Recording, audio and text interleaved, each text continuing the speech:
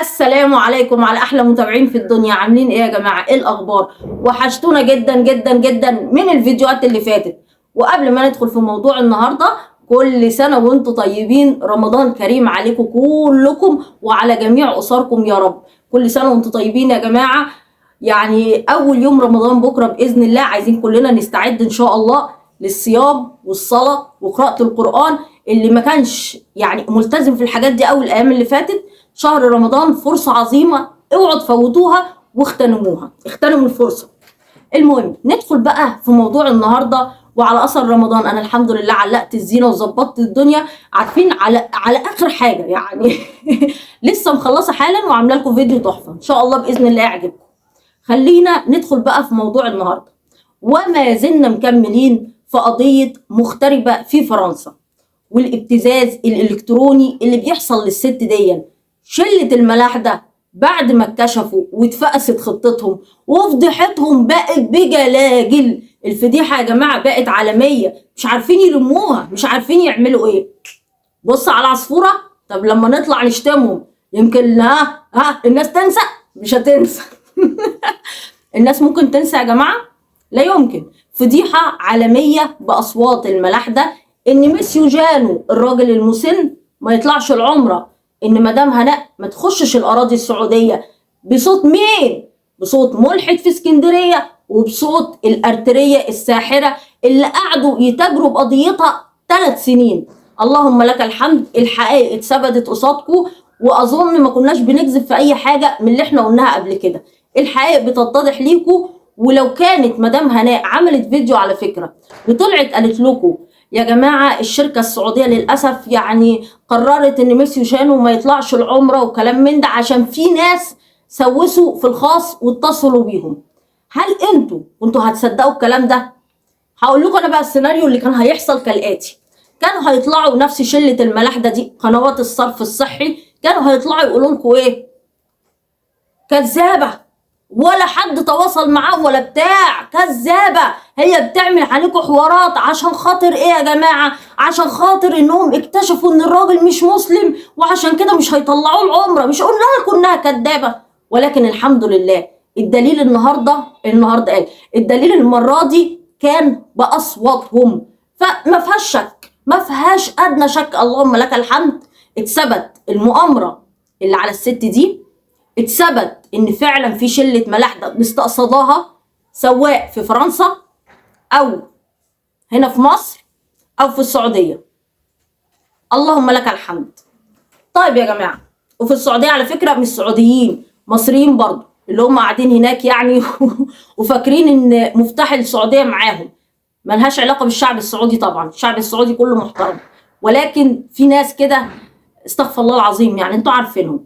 المهم يا جماعه، طالما لقوا ان مفيش حل وان ميسيو جانو هيطلع العمره، طب وبعدين ميسيو جانو هيطلع العمره برضو؟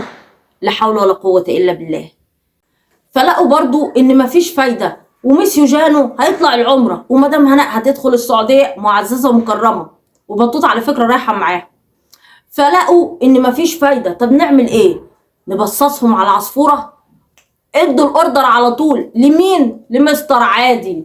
وهنا بقى نسكت قليلا، نسكت قليلا. قالوا له افتح لايف يا مستر عادي واحنا هندخل نكتب لك كام كلمه كده، كام سؤال احفظهم، احفظ الاجابه، اوعى تنسى حاجه، وانت عارفنا لو نسيت حاجه اللي عندنا كله هيطلع. طبعا مستر عادي لا يمكن انه يرفض ليهم طلب. يا جماعه الصور والفيديوهات والفيوسات وكل حاجه جميله ماسكينها عليه هتطلع، ودي مصيبه. ليه؟ لما اهل البلد يسمعوا الكلام ده وحشه قوي. لما بناته اللي المفروض كلها كام سنه ويتقدم لهم عرسان يسمعوا الكلام ده، تخيلوا انتوا بقى، تخيلوا ايه اللي هيتقال. فالمهم يا جماعه، لقوا ان مفيش حل غير ان مستر عادي يطلع كالمعتاد يشرشح كالمعتاد.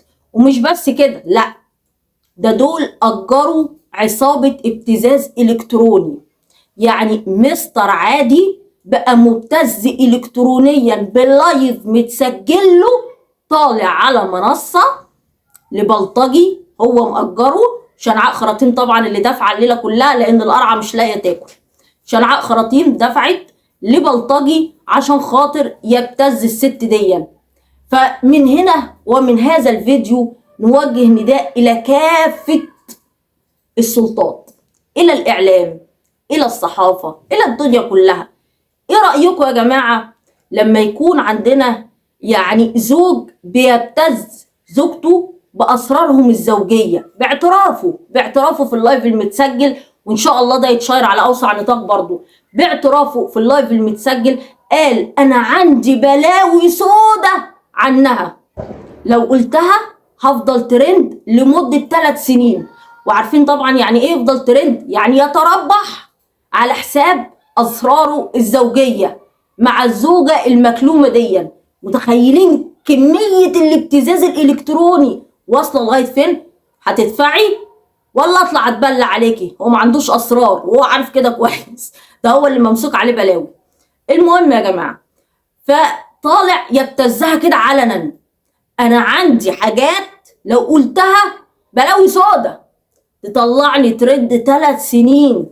يعني يفضل يتربح من الاسرار الزوجيه. تخيلوا انتوا بقى الرباط المقدس هو عادي بالنسبه له، يطلع يقول بقى وما عندوش اسرار. يعني هو ما عندوش اسرار، مثلا يعني مثلا كانت بتحط له ملح زياده في الاكل، هي دي كبير الاسرار الزوجيه، هي دي كبيرها بصراحه، ده اللي انا شايفاه. ولكن هنا نقف قليلا برضه. طب لو انت يا مستر عادي يا اللي مش عادي خالص، لو انت عندك فعلا اسرار عن اللي كانت على ذمتك وعلى اسمك وعلى شرفك وعلى عرضك، بتساومها عليها، يعني فيما معناها يا تدفعي يطلع اتبلى وافتري، يا اما اخد مشاهدات واطلع ترند لمده 3 سنين. باعترافه يا جماعه الابتزاز ده كان علني قصاد الناس. مش بس كده، لا، ده طالع مأجر بلطجيه عشان يسبوا عرض الست دي ويسبوا عرض اي واحده ست بتدافع عنها. ليه يا جماعه؟ لابتزازها الكترونيا. وده هتكون ان شاء الله عنوان حلقه لينا على الفيسبوك باسمه باللايف.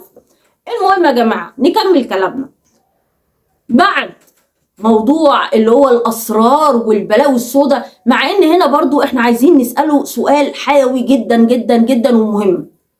لما انت عارف ان هي عندها صندوق اسود او عامله بلاوي سوداء زي ما انت ما بتقول، ايه اللي خلاك تكمل معاها؟ ايه اللي خلاك تفضل مخليها على ذمتك؟ ده مش انت اللي طلقتها، لا، ده انت باعترافك قلت ان هي اللي طلبت الطلاق ومصممه عليه.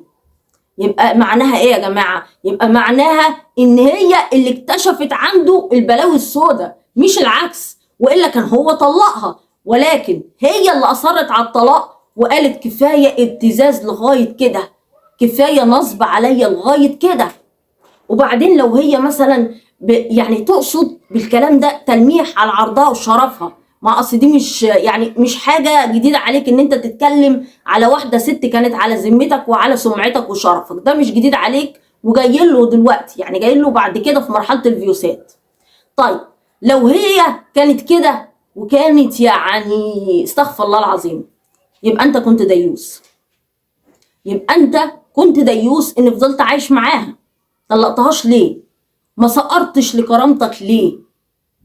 ما هي لما تبقى كده لا قدر الله، وطبعا حشاها مدام هناء زي الفل وست الكل وتربيه ناس محترمه مش شبهك، ولكن لو هي كانت كده ما طلقتهاش ليه؟ ما سقرتش لكرامتك ليه ولشرفك؟ ده انت طالع بتقول للشرشوحه اللي هتكت عرضك وعرض بناتك وقالت على بنتك موضوع التوك توك والثلاث ايام، قالته كده وحكيته بالتفاصيل الممله. ده غير كمان قالت ان انت بتصور بناتك بالخلفيه وبتتربح عليهم وبتكسب على قفاهم لان انت ديوس. ده كلام اختك اللي هي بتقول الحق واللي جزمتها على رقبتك وعلى راسك. وطلعت قلت انا بشكرك يا شرشوحه بشكرك انك شتمتيني، بشكرك انك اهنتيني، بشكرك انك هتكتي عرضي 3 سنين وعرض بناتي وعرض اخواتي وعرض العيله كلها، ودخلت على الجيران كمان. انا بشكرك يا شرشوحه ان انت فضحتي طليقتي الاولانيه بفلوسات مفبركه. نيجي بقى هنا لقصه الفيوسات، لان النطع الديوس ده كان بيقول ان الفيوسات دي حقيقيه، وبيحلف وبيقول ان الكفره اللي هو احنا طبعا، الكفره اللي بيطلعوا اللي ما عندهمش لا دين ولا مله، احنا يعني بيطلعوا بيحلفوا ان مش صوتها. طيب انا بخبرتي، بخبره وداني دي، انا بجزم ان مش صوتها، ولكن انا همشي مع حلفانك ان هو صوتها. طيب يعني معنى كده ان انت بتجزم بصحة كل الفيوسات دي ان هي كانت بصوتها. طيب كان في فويس منهم بتقول هو اللي قال لي ان طليقته مشيت مع طوب الارض، ها، امه الشرشوحه بقى اللي طلعت حكت بقيه الحكايه، كانت بتمشي كده تبص من خرم الباب تلاقي مراته مع اخواته ومع البلد كلها، وتقوم قافله عليهم الباب وماشيه مكمله طريقها. ده كلام اختك اللي هي الشرشوحه اللي جزمتها على رقبتك وعلى راسك. طيب معنى كده ان انت اللي اتكلمت عن عرض وشرف طليقتك ام ولادك، ده انت ديوس بالفطره، ديوس بالفطره. ما هو ان انت تتكلم على واحده كانت على ذمتك وعلى سمعتك وعلى شرفك وتقول الكلام ده عنها، ده الكلام ده يا جماعه كمان ايه، ده منتشر في البلد عندهم، دول مطلعينها بفضيحه من بيتهم، يعني ما سطروهاش حتى، يعني لا قدر الله هي لو كانت كده كنتوا سطرتوها. طب قول لي، بناتك لما يتقدم لهم عرسان ويعرفوا ويسمعوا سيره امهم المشرفه هيتقال لهم ايه؟ عارف انا اقول لك ايه؟ اصل انت اللي عملت فيهم كده. اقول لك ايه؟ هيتقال لهم اكفي القدرة على فمها تطلع البت لامها. بالظبط كده حرفيا. متخيل سمعة بناتك هتبقى عاملة ازاي في البلد؟ خصوصا ان الفيوسات دي انتشرت للاسف، للاسف، وانا يعني للاسف يعني سامعه ان في قنوات عماله تذيع فيها وهتذيعها تاني. فاهل البلد موقفهم ايه؟ اهل البلد موقفهم ايه؟ مش انت قلت ان بنتك انهارت من الكلام ده ودخلت المستشفى بسبب الكلام على والدتها؟ ما هو منك انت. مش انت قلت ان اهل البلد عملوا لك قعده وكانوا هيضربوك وحكموا عليك ب1,000,000 جنيه، وكنت عايز الست الغلبانه دي برضو اللي تدفعهم لك؟ حصل ولا ما حصلش؟ يعني انا عايز اعرف انت هتبص في عين بناتك ازاي دلوقتي لما بنتك تقول لك انت ازاي اتكلمت على امي وعلى شرفها وعلى عرضها؟ وهل فعلا هي كانت مع رجاله في الاوض بالمنظر ده وستي كانت بتبص كده وتمشي؟ هترد عليها تقول لها ايه؟ متخيل السمعه بتبقى عامله ازاي؟ يعني سمعه طين من الاخر كده، سمعه طين لبنات في الفلاحين. متخيل لما اهل البلد يسمعوا ان امها كانت كده مع الرجاله؟ متخيل الفيوسات كان فيها ايه؟ مش انت بتقول وبتقر ان الفيوسات دي صحيحه؟ انا بديك نص الفيوسات كان فيه ايه، ده غير اللي زودته الشرشوحه، اللي زودته الشرشوحه، البهارات اللي ايه رشتها الشرشوحه كده من عندها. ده كلام الشرشوحه، صح ولا انا غلطانه؟ لما البنات يتعايروا بامهم انها لا قدر الله سمعتها منيله ب 600 نيله، يبقى ايه الدنيا؟ يبقى الوضع عامل ازاي؟ البنات دي هتتجوز ازاي يا جماعه؟ ليه؟ لجحود اب، لاب ما تعودش ان هو يصون شرف واحده ست كانت على اسمه وعلى سمعته. فمش جديد عليك يا مستر عادي ان انت تطلع تتكلم في شرف طليقتك التانية. ما انت اتكلمت في شرف الاولانيه وفضحتها في البلد كلها، ويعني عملت اللي ما يعمل. وهنا برضو نسال نفس السؤال، لو انت كنت شايفها بالوصف اللي انت وصفته بيه لطليقتك التانية بقى، ما انت المفروض ان انت اللي قايل الكلام ده ليها.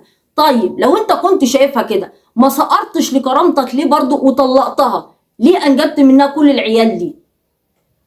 ده سؤال برضو يطرح نفسه، الا اذا كنت ديوس بالفطره برضو. يعني هي برضو نروح شمال نروح يمين، هي يبقى الشرشوحه لما طلعت قالت عليك ان انت ديوس اختك، يبقى كان عندها حق. يبقى احنا يا جماعه للاسف احنا كنا غلطانين في النقطه دي وما كناش عارفين الصفه دي عنه، بتحصل ولكن الصفه اتضحت. طيب يا جماعه ايه تاني اللي اتضح؟ انا من كام شهر كنت بقول لكم انه على تواصل مع الشراشيح، وانه هو اللي بيسرب اي خبر عن مدام هناء، زي جنسيه عريس بنتها وزي لونه وزي بلده وزي كل الكلام ده وميعاد الفرح اللي اتاجل بعد كده. طيب كنتوا بتقولوا لي لا ده انت كذابه، ويطلع يقول ده انا عمري ما تواصلت معاهم ولا كلمتهم ولا شفتهم. اظن باللايف اللي عمله ده اثبت للجميع ان هو على تواصل معاهم بس من تحت الترابيزه، وان القرعه ماشيه ترش. طب القرعه اللي انت بتحترمها دي وبتقول عليها الدبلوماسيه، ما اعرفش انت ازاي يعني انا مش عارف انت عارف معنى كلمه دبلوماسيه الاول؟ بجد والله انت بتدي لها منصب في السلك الدبلوماسي، انت فاهم الكلام ده؟ ما علينا، انت مش هتفهمه عشان انت جاهل، بس انت بتدي لها المنصب ده على اساس ايه؟ على اساس ايه؟ طب ليه ما اتكلمتش عن موضوع ان هي تخصص خراب علاقات اسريه، ما هياش دكتوره ولا حاجه؟ ليه ما اتكلمتش على موضوع اسلامها؟ ما احنا القناه الكبيره فضحتها وطلعت بتدخل الاسلام كل اثنين وخميس مع اي قناه كبيره. احنا كنا عايزين نعرف انت ما اتكلمتش ليه؟ يعني لما سالوك عن اسلام ميسيو جانو حطيت وشك في الارض كده نطع، ما قدرتش تنطق بكلمه الحق. طب ما كلمتناش ليه في اسلام القرعه اللي ما اسلمتش؟ دبلوماسيه ايه؟ انا عايزه افهم. وتقدر تاذيكم بس هي ملهاش مزاج. اصل انا بتواصل معاها كل يوم كل يوم مع بعض. هو انت مش قلت ان انت معكش رقمها ومحتاج رقم للتواصل ليها؟ سبحانك يا رب، بقى دلوقتي معاك رقم وبتتواصل معاها بشكل مستمر وقالت لك مش عايزه اذيهم؟ طب ما قالتلكش حاجه تانية؟ ما قالتلكش ان هي سمعت كل فيوساتك وانت بتقول لها انا بعشقك وبعبدك يا قرعه لاهل السعوديه؟ ما سمع يعني ما عداش عليك الموضوع ده؟ دي فضحتك، اقسم بالله فضحتك. يعني راحت سمعت كل الكلام بتاع الهيام والحب والغرام لاهل السعوديه. مش بس كده، دي سمعتهم فيوسات ولادك وهم بيقولوا لها يا ماما. ليه؟ لانها كانت رايحه على حسب كلامها هي بقى، كانت رايحه بنص عربيه محمله هدايا ليهم في البلد. دخلتها البلد ازاي؟ وامك المفروض اللي هي حجة بيت الله الحرام، مع ان كانت الشرشوحه طالعه بتقول مش فاكره كان حج ولا عمره، قالت ان هي ما طلعتش اصلا. وبعد كده لما انا اثبتت الحقيقه، فضل عليكم على فكره برضو زي مدام هناء، لما انا اثبتت الحقيقه طلعت قالت ان هي كانت رايحه بتتسول من السعوديين وكانت طالعه على حساب السعوديين ورايحه تشحت هناك. وفي دي برضو انا مش هكذبها لان انت قلت ان كلامها كله صدق وهي على حق، فتمام اوكي. لما امك طلعت تشحت هناك، فلما سمعتهم فيوسات الحاجه وفيوساتك بتاعت الحب والغرام واللفلفه، انا عايزه افهم انت بتبص في وش ولادك ازاي وانت ليك الفضايح دي كلها؟ بتبص في وش اهل بلدك ازاي؟ ما اصل الشرشوحه خدمتك، وصلت الفيوسات الفيك اللي هي عاملاه، بس خلاص هي مش فيك، انت قلت واعترفت وحلفت بالله ان هي فيوسات حقيقيه، فوصلت الفيوسات دي لكل اهل البلد ووصلتهم لبنتك لما انهارت وراحوا ركبوا لها محاليل. ما يا جماعه برضو حطوا نفسكم مكان البنت، تخيلوا اهل يعني اصحابها في المدرسه يعايروها بامها يقولوا لها يلا امك كذا. متخيلين؟ متخيلين ان البلد كلها تمشي تشغل الفيوسات دي ويسمعوها؟ ومن مين الكلام طالع؟ من مين طالع؟ من طليقها ثبت في عرضها وفي شرفها.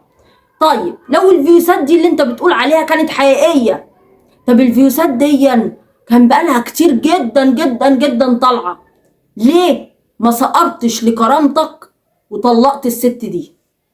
ليه فضلت مكمل معاها ومصمم على الجوازه لغايه ما هي اللي طلبت الطلاق وقالت لك مانيش عايشه مع خلقتك؟ ليه ما طلقتهاش؟ ما انت سامع، مش المفروض كنت تسقر لكرامتك؟ ده انت حتى ما طلعتش تبرأ طليقتك ساعتها شديت على بقك بلاستر وسكت. انا اقول لكم ليه يا جماعه بقى سكت ساعتها؟ سكت ساعتها عشان خاطر الفلوس السبوبه ما تروحش منه، وعشان خاطر الورق الكارت، الاتنين في واحد. ما ينفعش ان هو يسكت، ما ينفعش سوري ان هو يتكلم. عادي يعني، كرامة طليقته عادي، شرفها عادي، ما انا متعود على كده. ايه المشكلة؟ ما انا اصلا كنت مع المغربية قبل ما الست الغلبانة دي مدام هناء تلمني من على الرصفة، ولا ايه؟ صح ولا انا غلطانة؟ ما انت متعود للاسف على القذارة والقرف والحقارة دي، فمش جديدة عليك يا مستر عادي بصراحة. انت بعت شرفك وعرضك بدل المرة مليار لغاية دلوقتي، فده مش جديد عليك اللي انت بتعمله. ان انت تطلع تبتز الست دي وتتكلم في شرفها برضو، ده احنا مش مستغربينه، لانك عملته مع طليقتك الاولانية اللي بناتك هيتعايروا بيها من هنا ليوم الدين. امهم كذا، البنات طالعين لامهم، دايما البنت بتطلع لامها، ده مثل معروف، اكفي القدر على امها تطلع البنت لامها. فمتخيل انت بقى كمية الذل والإهانة اللي انت فيها؟ مش بس كده، يعني انت بعت شرفك. اقول لك انا كم مرة. اول مرة لما سمعت الفيوسات دي، والمفروض ان انت ما طلقتهاش وفضلت متمسك عشان مصلحتك. تاني مرة لما المفروض ان انت عندك صندوق اسود ليها، وفضلت ان انت واصريت ان انت تبقى ديوس عليها وما تطلقهاش برضو، ده باعترافك. تالت حاجة بعت فيها شرفك وعرضك برضو، لما يعني طلعت تقول للشرشوحة اللي هتكت عرضك وعرض بناتك وعرض أهلك كلهم وعرض أمك، لما قالت أمك كانت بتبقى قاعدة كده والسوسته مش عارف إيه ورجليها إيه، والكلام القذر طبعا اللي هي قالته. ولكن إحنا خلاص متفقين معاه في كل اللي هي قالته بناء على كلامك. حد هيعرفه أكتر من أخته يا جماعة؟ حد هيعرفه في الدنيا أكتر من أخته؟ هو بيقول لكم إن دي أخته، فخلاص تمام، هي من عيلتكم واحنا مقتنعين بذلك. حتى انت عزمتها على الهواء مباشرة في بيتكم عادي يعني. فالحاجة برضو هتدخلها، ما هي دخلت القرعة، هتيجي على الشرشوحة؟ لا، الحاجة يا جماعة مبدأها اللي يدفع يا مرحب، عدي قاعد على الباب، اللي يدفع يعدي عادي جدا بالنسبة لها، ما عندهاش مشكلة خالص خالص. يعني ايه؟ افهموا الموضوع. باعترافها الحاجة نفسها قالت قبل كده ايه؟ ده انا جوزي كان هيتجوز وانا رحت خبزت لها بنفسي ولغايه باب بيتها رحت لها. ليه؟ عشان خاطر يتجوزها، عشان خاطر فلوسها، دي كانت هي دي اللي هتشتري لنا الاراضي وتعيشنا عيشه زي الفل. فعادي اللي يدفع يعدي. طيب انا عايز افهم، لما الفيوسات دي حقيقيه استقبلتوها تاني مره ليه ورحبتوا بيها؟ ويعني طلعتوا قصاد الكاميرا، ما كانش في ترحيب من ورا الكاميرا بس يعني بدليل حته الكفته اللي احنا شفناها كان ترحيب عالمي بصراحه. انا عايز اعرف استقبلتوها ليه؟ رحبتوا بيها ليه وطلعتوا يعني هتبوسوا القدم والرجلين والايادي وكل حاجه؟ كان جاي لكم بهدايا حلوه؟ ليكوا حق يا جماعه بصراحه، ما انتوا بصراحه يعني عيله جعانه، عيله جعانه. حتى احنا شايفين اختك عامله فيديو الله اكبر، رقص وزمامير وفرح، اللي هو كان فين يا جماعه الحداد؟ حداد عمه، مش حداده هو، ان شاء الله حداده هو قريب باذن الله، انا بقول على حداد عمه. فين حداد عمه ده؟ تقدروا تقولوا لي؟ كان في حداد على اليوتيوب وعلى التيك توك كانت رقص واغاني، فين الحداد؟ ده انا طلعت الفضيحه العالميه كمان ان انت كنت في اللايف بتاع الشيخ وهو بيقرا قران لايف، يعني عايز عمك ما تقعدش فيه وقاعد تحضره لايف. لا، واختك طلعت عملت خليه عسل وعملت رز وفراخ على روح المرحوم. طيب ما علينا، سيبكم من الحداد يا جماعه، لان اصلا ما فيش عم توفى ولا كلام من ده. ولكن احنا في نقطه حلوه قوي، دلوقتي احنا قصاد حاله، يعني هنقول اشباه رجال، صعب ان يتقال عليهم اشباه رجال، برضو كلمه رجال دي صعب انها تقترن باسم مستر عادي لانه ما يعرفش للرجوله عنوان. احنا قصاد حاله كائن طفيلي، كائن لزج اللي هو مستر عادي. عمل ايه يا جماعه؟ مص دم الست دي لاخر قطره، لاخر قطره. عارفين يعني ايه واحده تقني راجل المفروض ان يتسمى راجل بقى، تصرف عليه 4 سنين. 4 سنين فيلا وعربيه، ده انت كنت بتاخد مصروفك منها وانت نازل، ويا ريتك كنت فالح في شغل ولا بتشتغل، كنت نايم مفخد وهي كانت بتنزل تشتغل بدالك. يا نهار اسود، ايه النطاعه دي؟ ايه ده؟ لا، وراحت عملت له ورقه يا جماعه، وراحت عملت له كارت اقامه، بدل ما يجري من البوليس كده في الشوارع هناك لو شافهم ولا حاجه. ما هو مشرد المطارات، ما هو ديك المزابل، هنقول ايه؟ ما هو ابو جلده يا جماعه. ما علينا، دي برضو مسميات اختك الشرشوحه ليك، اللي انت قلت دي على راسي، وانا شايل جميلها لاقصى درجه. جميلها ان هي طلعت هنتكو 3 سنين، فانت شايل جميلها وهتكت عرضكم. فيعني احنا برضو بنأكد على كلامها. المهم يا جماعه، بعد الورق والاقامه والعيشه اللي زي الفل دي، طبعا لا شبكه ولا مهر ولا شقه ولا حتى يجيب الاكل اللي هو بيدفعه. متخيلين؟ اتجوز جوازه كده بوليشي، بدل ما مع المغربيه كده وكل يوم مع واحده. قال لك لا، طب ما دي هتلمني، دي هتصرف عليا من الاخر شؤون اجتماعيه. وقد كان، فتحت له مطعم وفشل. ادت له فلوس، بعتت لاهله، دي اتبنته هو واهله. متخيلين؟ كانت احسن ماركات تبعتها لهم، برفانات، ساعات، هدوم.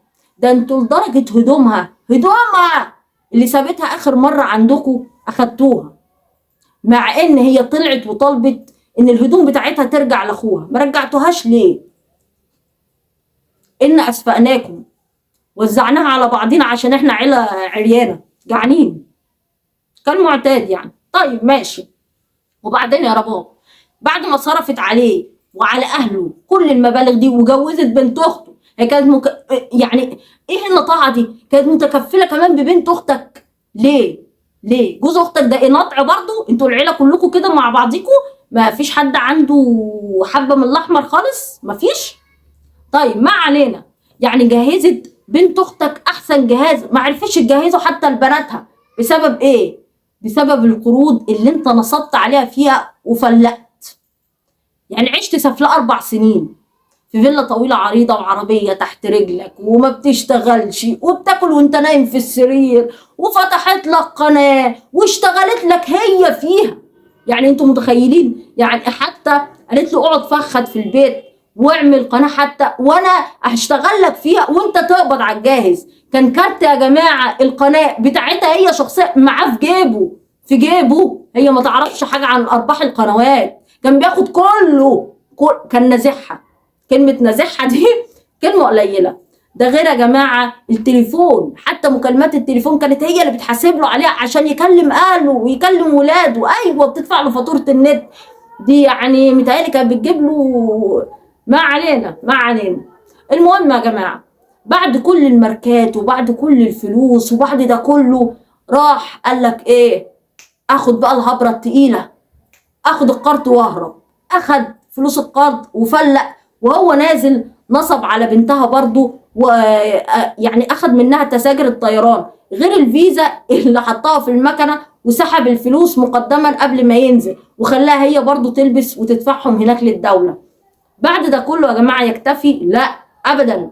لقى فريسه، افتكر انها يعني طيبه زي مدام هناء، لكن ده مين؟ توديك البحر وجيبك عطشان. دي سايبه ابوها في العشش، سايبه ابوها بيتصور سيلفي ووراه العشش. هتديك انت فلوس؟ هتنضفك انت؟ هتاخدك انت؟ قالت لا، قالت انا ما باخدش زباله مغتربه. ده نصيا كده حرفيا كده هي قالتها، ما اخدش زباله مغتربه، ده انسان عديم الشخصيه مهزأ. قالت كده. فادتك ايه؟ احلى صابونه اخدتها في حياتك. يعني لا طلت بلح اليمن ولا عنب الشام، ولا العكس، مش عارفه بيقولوها ازاي، بس المهم ان انت اخدت صابونه. يعني افتكرت ان هيكون معاه قرشين زياده، فرحت انت ايه؟ رامي شبكك عليه. ولكن هي طلعت اذكى منك بصراحه، اصل انت جاهل برضه. هي طلعت اذكى منك في الحته دي، اخدت اللي هي عايزاه ومسكته عليك وما ادتلكش شيلن. وبعد كده قالت لك امك في العشه ولا طارت؟ امك اللي قاعده على الباب دي اللي يدفع يخش. قالت لك امك في العشه ولا طارت؟ انا ادفع لك انت؟ انا انضفك انت؟ لا لا لا لا لا. ام رنا يا جماعه طلعت قالت ان هي راحت له لغايه البلد، وسواق التاكسي قال لمدام هناء كده برضو ان كان معاه واحده واخدته بعد كده على الغردقه. ده كلام ام رنا.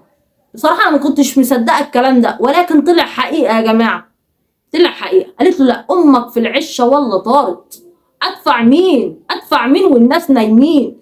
ده انت كبيرك اخد الحاجات اللي انا عايزاها عشان خاطر نطلع ننزل لك وقت ما نعوز. متخيل؟ عشان خاطر يعني نمسك السلسله كده وبالريموت كنترول اطلع فتطلع، ما انت خايف تتفضح. لكن انا عايز اعرف بناتك بجد والله لما بيسمعوا فضايحك ديا، ان انت ديوس، ان انت نطع، ان انت عشت على قفا الستات كلهم. متخيل؟ يعني عشت على قفا اي ست انت عرفتها في حياتك. انت ما بتدفعش حاجه، ده انت بالعكس، ده انت عايز كمان يعني شنعاء خراطيم اللي كانت طالعه دي وعماله تسب في المصريين. ما هي لو كان في رجاله معاها، رجاله على المنصه، رجاله ومصريين كانوا ردوا عليها، لكن اللي معاه كانوا خرفان. فهي اخدت راحتها خالص في الشتيمه على المصريات اللي جزمتهم برقبتها. تمام؟ وفضلت تشتم في مدام هناء وتشتم في المصريات كلهم وتشتم في اسلام ميسي وجانو. ملحده، ملحده، ويعني كمان بتشتم فينا. متخيلين؟ ولا هي مصريه ولا هي مسلمه، ومع ذلك الخرفان اللي عندها كانوا جنبها على المنصه قاعدين ايه هتدفع لنا بعد اللايف، اسكتوا اسكتوا. ايوه المصريين كده، صح صح احنا معاك بقرا، صح. انتوا اللي بقر، انتوا اللي بقر ان انتوا تسيبوا واحده زي دي تسب في بنات بلدكم عشان خاطر الدولار، عشان خاطر ان انتوا وحوش عايزين تتعلفوا وشكرا على كده، ما يفرقش معاكم اي حاجه تانيه. فالمهم يا جماعه دي يعني حتى شنعاء خراطيم كانت بتقول له ايه؟ كانت بتقول له يعني ده انت من حقك تاخد نص املاكها لما تموت، من حقك تورثها ومن حقك نفقه، خد منها النفقه. اوعى تسكت، اوعى تسكت. عندك نفقه حضانه، نفقه متعه، نفقه مسكن، اوعى تسكت. اوعى تكون القايمه ما خدتهاش، اوعى. عارف؟ عري راسك كده وادعي عليها. ما اديتلوش القايمه ليه؟ ليه ما تدلوش القايمه؟ ليه بنتنا كانت كويسه معاكي، مش زي ما دخلتوا بالمعروف تخرجوا بالمعروف؟ ايه ده؟ في ايه؟ هو ما دفعش حاجه في الاول، لا مقدم ولا شبكه ولا مهر ولا اي حاجه، ولكن المفروض في الاخر انت تدفعي له. مش مشكله اللي انت دفعتيه ده كله، مش مهم برضه، عادي. المهم كان بيقول كمان ان هو يعني عملت مشاهدات مع اهله جايبه لها لوحديها ارباح نص مليون جنيه ولا حاجه. طب ما انت ما بتعملش مع اهلك ليه؟ ما بتجيبوش مشاهدات ليه؟ بدل ما تقعد لنا مفخت على الكنبه وتقول لهم هفتح تواشيح مع الشراشيح كل يوم، يعني بدل ما انت قاعد مفخت على الكنبه وقاعد لنا عامل لايف مع الستات الشمال، انزل اشتغل، انزل اشتغل او اعمل فيديوهات مع اهلك زي ما انت ما بتقول، وهات نص مليون جنيه على الاقل نقول الراجل ده فلح في حاجه في حياته. والله العظيم انا لو من ولادك اتبرى منك. اب فاشل، فاشل، عاطل، نطع، ديوس. ايه انا لو من ولادك بجد والله يمشوا تطير راسهم في الارض ما يرفعهاش بعد سمعتك الطين دي. ده انت اتفضحت في كل حته. عارف يعني ايه اتفضحت؟ وسامعه ان في ناس لسه بتفضح تاني في البلد. ربنا يسهل لك. والله العظيم الواحد زعلان على سمعه البنات، بس مش مشكله، عادي. ما هو طالما ابوهم عنده الجحود ده ومش همه وبيسب اعراض الستات، فعادي ان بناته بقى سمعته بتبقى كده. هيعملوا ايه يعني؟ ذنبهم ان ده ابوهم، هيعملوا ايه؟ ما علينا يا جماعه. طيب انت ما عملتش ليه المشاهدات اللي انت بتقول عليها؟ كنت بتقول ده قناة انا اشتغلت فيها وكافحت ودفعت دم وايه، طفحت الكوتة زي ما بيقولوا. طيب يعني انت ما خدتش حق الفيديوهات دي معاها؟ كل اللي هي دفعته ده ما خدتش حقه؟ ده انت كنت بتطلع في الفيديو جنبها عامل زي الجليمف، هي تحط الاكل وانت تقعد تطفح. كنت بتعمل ايه في القناة؟ والنبي لا تقولوا لي كان بيعمل ايه في القناة، ولا اي حاجة. طب ماشي، دي القناة اللي انت اخدت منها نصيبك، اخدته تالت ومتلت يعني. طب بالنسبة للقناة اللي هي عملتها لك، الفيديوهات اللي هي كانت بتشتغلها لك وانت نايم برضو كنتش بتعمل انت حاجة، دي ايه؟ ما اصل لولاها هي ما كانش حد يسمع عنكم في طبق اليوم. كانش هيحصل. كان حد يا جماعه يقول لهم انتوا فين؟ كان حد هيعبرهم؟ كان حد هيعرف مين دول؟ والله ابدا. الله يجازيك يا مدام هناء، طلعت لنا يعني شويه عاهات بجد والله.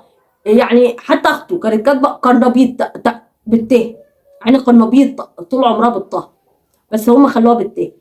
اشكال يا جماعه هنقول ايه؟ اشكال ما يعلم بها الا ربنا، ناس غير متعلمه، ناس غير متحضره، ناس غير محترمه. وللاسف هرجع والف وارجع تاني واقول لك يا مدام هناء، انت اللي غلطانه ان انت تنزلي من مستواكي ومستوى عيلتك لدول المقشفين دول. حد يعمل في نفسه كده؟ لا. وبعد ما عمل فيها ده كله وخانها، راح عمل ايه؟ وبعد يسرب اخبارها وبيقبض عليها، بيقبض على اخبارها حتى لو فيك، يقول لهم اي كلمتين كده ويطلعوا زي الهبل يقولوهم وهو يقبض منهم. يعني حتى بعد الطلاق عايز يمص دماغه يفضل عايش على حسابها. انا اشتغل؟ لا. امال ده انا عندي كنز اشتغل انا؟ لا. تعالوا ما اقول لكم، بس كله بتمنه الاول قبل ما اقول. يقبض كمان على اسرارها او التبلي عليها ويطلعوا هم يقولوا عادي جدا. سبحانك يا رب. وبعد ده كله لسه عايز تبتزها الكترونيا تاني؟ لسه بتسلط عليها بلطجيه. كان معاه يا جماعه بلطجيه على المنصه مأجرهم يطلعوا يسبوا في عرضها. متخيلين؟ 3 رجاله المفروض يتقال عليهم رجاله لكنهم خنازير، 3 خنازير طالعين على المنصه بيسبوا في عرض الست دي. متخيلين لما بلطجي يقول عليها كلمه بالزين وهو قاعد كده فاتح بقه من هنا لهنا؟ ما هي لو هي كده زين زي ما البلطجي اللي انت طلعته كده ودفعته له قال، يبقى انت كنت ديوس. ملهاش حل تاني والله، ما ليها حل تاني، ملهاش. يعني ده انت المفروض حتى كنت تتحرق على الكلمه. ده كل شويه يقول لك انت لسه ما طلقتهاش رسمي، ده انت لسه ما ازاي ده انت ديوس. للاسف ماتت الرجوله يا جماعه وماتت النخوه. لسه عايز يبتزها بالتلميح كده، بيقول لها ايه؟ ده انا عندي بلاوي سودا، لو اتكلمت هبقى ترند لمده 3 سنين، يعني هاخد ارباح قد كده ترند لمده 3 سنين. ما تدفعي، شخللي جيبك اي حاجه، ده العيشه ناشفه واحنا كيس السكر ب70 جنيه. اي حاجه انا اشتغلش؟ ده انا اقعد اسب في عرضها واجر عليها بلطجيه يمكن تدفع. ده حاله الابتزاز الالكتروني يا جماعه، زي حاله نيره كده، ما قعدوا يبتزوا فيها ويشهروا بيها بصورها. نفس الوضع اتعمل مع الست الغلبانه دي، ولكن اللهم لك الحمد هو طلع على نفس المنصه في نفس اللايف اللي اتسب فيه عرضها، وكان على نفس المنصه، يعني هو المحرض لسب عرض الست دي. ودي حاله ابتزاز الكتروني وتشهير وسب وقصف. وربنا يسهل لك بالقانون، كل واحد يا جماعه ياخد حقه بالقانون. صح ولا احنا غلطانين؟ ما علينا يا جماعه، نكمل كلامنا. لسه عايز تبتزها الكترونيا، يا تدفع يا اما تطلع عليها لايفات وتأجر اشباه رجال يسبوا في عرضها ويعملوا اللي بيعملوه ده. مش هتدفع، مش هتبتز الكترونيا. وكل الجمهور وكل اليوتيوب شايف ايه اللي بيحصل، وشايف ابتزاز الست دي والتنمر عليها وسب عرضها، وانت السبب، انت محرض للكلام ده. بقيت زيهم بالظبط، كلكم مع بعض مستنقع قذر. السبوبه ما ينفعش تسترجل زي بقيه الرجاله وتنزل تشتغل. انت عايز واحده تقنيك في البيت وتصرف عليك، زي ما قالت كده الشرشوحه لما قالت لك ان انت نطع وديوس، وان انت قاعد بتنظف الجنينه وبتنظف الكلب وتحميه، وتنزل بعد الطلبه تقوم منظف من تحتيهم. ده كلام اختك الشرشوحه اللي انت قلت كل كلمه قالتها كانت على حق. عجبتني حته ده انا لو سمعت كنت طيرت مش عارف ايه على بناتي. طب ما طيرتش رقبه الشرشوحه ليه؟ تقدر تقول لي؟ دي عادت قصه بنتك والتوك توك دي لما قالت ان هي هربانه مع سواق توك توك لمده 3 ايام. دي اختك الشرشوحه اللي قالت الكلام ده في قناتها القديمه اللي اتقفلت، دي المفروض تطير رقبتها. ده انت كنت واخد الكلام ده على سيديهات، رحت اتنازلت عن شرف وعرض بنتك. يعني اتنازلت عن شرفك وعرضك، وشرف وعرض اللي كانت على ذمتك، وشرف وعرض بنتك وامك. عادي جدا، انتوا عيله بلا كرامه بلا شرف. اهم حاجه يا جماعه ايه؟ المعلوم هيوصل، فنسكت. نسكت بقى، المعلوم هيتقطع وانا كده كده هتفضح بالحاجه اللي عندهم. يبقى لا، اعمل اللي هم عايزينه وخلاص، واجيب حد ياخد حقي لان انا عويل. هنقول ايه يا جماعه؟ هنقول ايه؟ دي يعني حاله الزوج الديوث اللي احنا قصادها، الزوج الناطع. متخيلين؟ مش قادر انه ينزل يشتغل ويصرف على اولاده، لسه عايزها يعني يصرف على اولاده من اسمها حتى بعد الطلاق، عايزه تفضل تصرف عليه. ونعمل رجوله، ونعمل رجوله يا جماعه. زي قبل كده ما قال لكم ايه؟ انا اروح واغرم لطلاق ليه واسافر ليه وادفع ليه؟ لا لا لا لا لا، هي تطلق نفسها، هي تدفع عادي مش مشكله، تجهز بنات لوحدها في الغربه عادي مش مهم. المهم انا قاعد هنا انا واولادي بنملأ كروشنا من المال الحرام اللي احنا شفطناه. طيب مش مشكله يا جماعه، هو متعود على المال الحرام من ايام والده، ده كلام والدته عنه، يعني احنا جبناش حاجه من عندنا. وبشهاده والدته قالت عليه ان ده انسان فاشل وعاطل ومش نافع في اي حاجه، حتى العلام كان مديله مش عارفه ايه كده، فاهمين؟ حتى الخدمه الوطنيه قالت يعني عمل نفسه رجليه مش عارفه ايه، وضحك عليهم في الكشف الطبي. ده هي كلام امه عنه، يعني نصاب عالمي، نصاب برخصه يا جماعه. بسم الله ما شاء الله، انعم واكرم، انعم واكرم. انا مش هوجه لك انت اي كلام، انت خلاص احنا فرضنا فيك العوض وقرينا الفاتحه على الرجوله. انا هوجه كلام للاطفال، لاولاده اللي المفروض ان ده ابوهم وده سمعته، اللي على اليوتيوب دي سمعته الطين بجد والله. انتوا ازاي بتمشوا في البلد وبتروحوا مدارسكم ووسط جيرانكم والقريه كلها قد كده، وبترفعوا راسكم في البلد وسمعه ابوكم بالمنظر ده؟ ديوس ناطع، كذا مع المغربيه، كذا مع القرع، الكلام ازاي بتعملوها ازاي بجد والله؟ طب سمعتكم، سمعه امكم دي اللي ابوكم اتكلم عليها وقال ان هي مشيت مع وعملت كذا، وامه كانت تبص في الخرم كده وتمشي خرم الباب وتمشي وتسيبها وتقفل عليها الباب، ازاي قادرين تعيشوا في البلد بجد؟ اقسم بالله انا انتوا صعبانين عليا، صعبانين عليا ان ده يبقى ابوكم، ان اللي يعني اللي دمركم ودمر مستقبلكم بالمنظر ده هو الديوث ده. سمعته طين، ما اكتفاش ان سمعته طين، طين سمعه امكم كمان.